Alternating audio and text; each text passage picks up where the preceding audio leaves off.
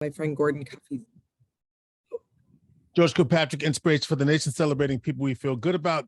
Joni Mahoney, former county executive, now the president of the State University of New York College of Environmental Science and Forestry. We call it SUNY ESF. She's one of the presenters at the Dream Summit. You know what we've been talking about these past few weeks. mydreamsummit.com for more information, and you can register and be a part of one of the big events happening in Central New York. Joni, you've chosen to be a part of the Dream Summit presented by Eli Smith. Tell me why you're involved. I was thrilled to hear from Eli. Hello, George. How are you doing? Nice to see you. Nice to see you as well. This is just a tremendous event, and I was honored that he asked me to participate, and I'm looking forward to it. I think that I have some good stories to share, but I also learn a lot when I attend events like this. I heard your interview with Laurel Moody, and he had some good tips about how to take advantage of the networking opportunities at events like this.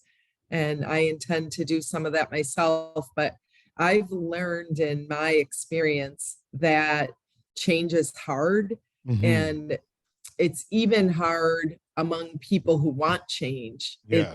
It's people get very set in their ways.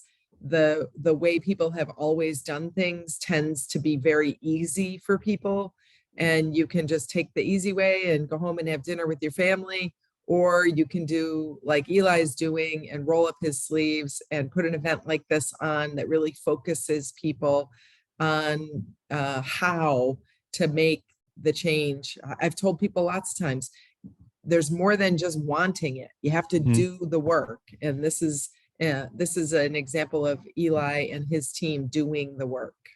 So you had talked about seeing Arel's video about networking tips. So you've been in politics, right? And you've got to shake the hands and kiss the baby. So I'd be interested to hear your tips about how to navigate events like this so that you can take advantage of the opportunity. And I say take advantage, but I don't mean take advantage. I mean so that the event produces results that you want for your business. Yep. I appreciate that. And I heard Arel's advice about, doing things for other people. And I thought that was terrific advice. I would double down on that advice. But I'll say this, everybody who's at this event is there hoping to connect with somebody, learn something new.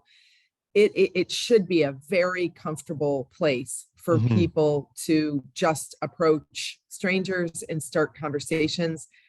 It's easy to, find a friendly face like George Kilpatrick and just walk up right next to you and spend all of our time chatting with each other. What's a little more difficult is looking for a face that's not familiar and introducing yourself. And once you do that, the rest is easy because they're there for the same reason you are. They're happy to have the opportunity to talk to you. So I would say that if you're spending your time talking to people you've known 30 years, then you're not doing it right. Okay. And you should be meeting new people when you have an opportunity at an event like this. No, it's interesting you say that because what we tend to do is gravitate to the familiar. So somebody like yourself who's had to navigate many rooms, what were some of your go-tos when you are in a room full of unfamiliar people? Some of them, people that want to get to know you, but also when you want to get to know somebody, what's your opening line? I'm interested. Yeah, that is interesting. I don't know. Let me think. So if I'm walking into an event and I see you, I will 100% of the time tell people what my name is. I would not assume that somebody knew my name. Hi, George. I'm Joni Mahoney. I would probably say to you, what brings you to this event? And then I'd be interested to hear what brought you, what your interests are. And I'm sure that the conversation can roll pretty smoothly. So if you don't know what else to say, I think something as simple as what brings you here today is a good way to get that conversation going. And then, I have an interest, kind of beyond the networking.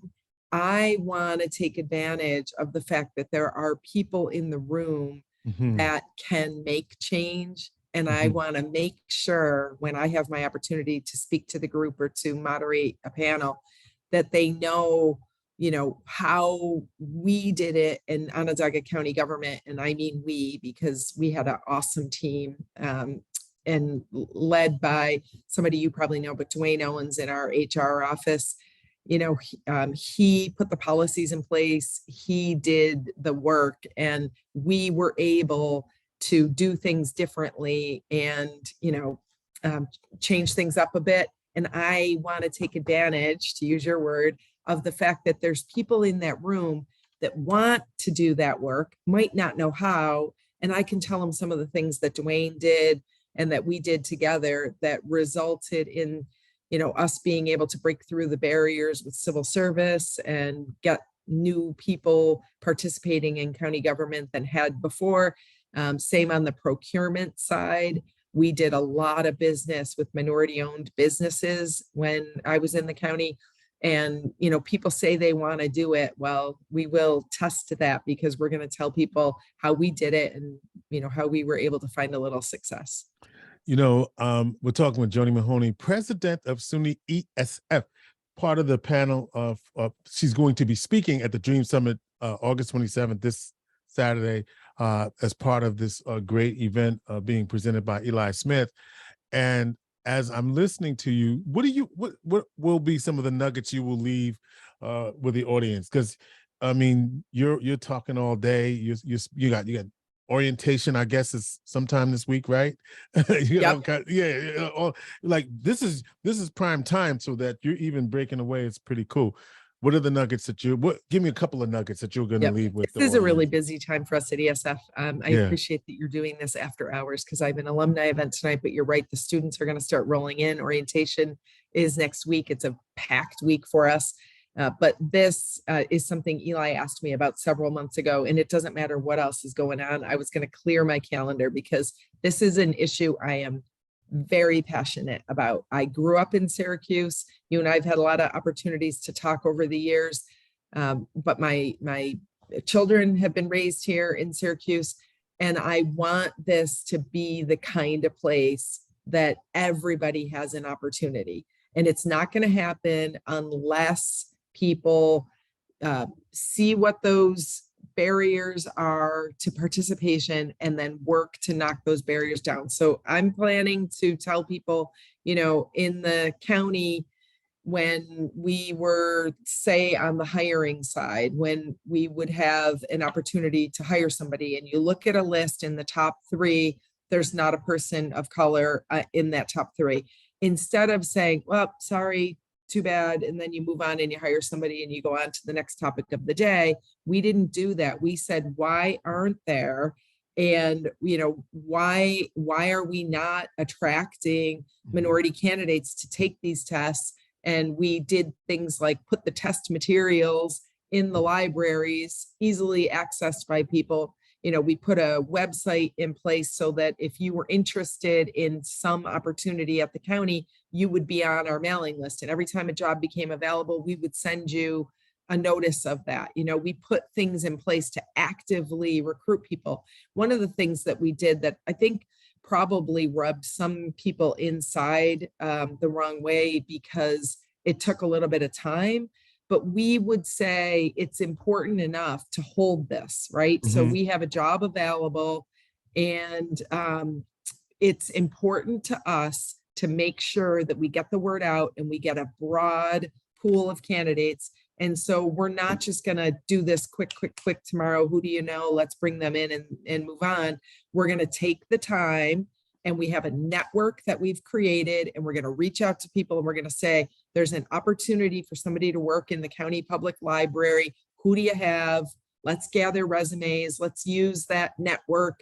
You probably helped us along the way in spreading the word for people about opportunities. And then we found that it was like rolling a snowball downhill. Once it got started, we had more people to vouch for us along the way. This is real. Take those civil service tests, get your resumes in, because they're sincere about doing things like diversifying the county workforce.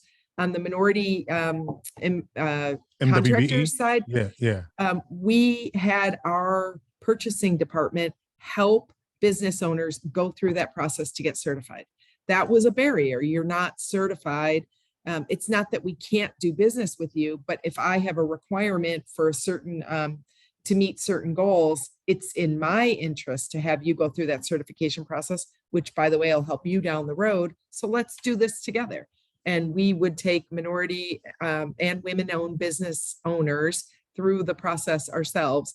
And it was just all those little steps along the way that make more work in your day. But when you lift your head up after especially 2-3 years have gone by and you see, wow, we really moved the needle. I think the first year I was county executive, it was single-digit percentage of our hundreds of employees that we hire every year because the turnover identified as minorities.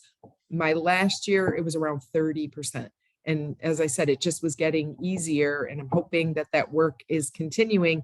But this summit now is going to have the opportunity to talk to a broader audience and to say, you know, this is how we did it. And this is my advice to minority business owners. This is my advice to people who want to be hired.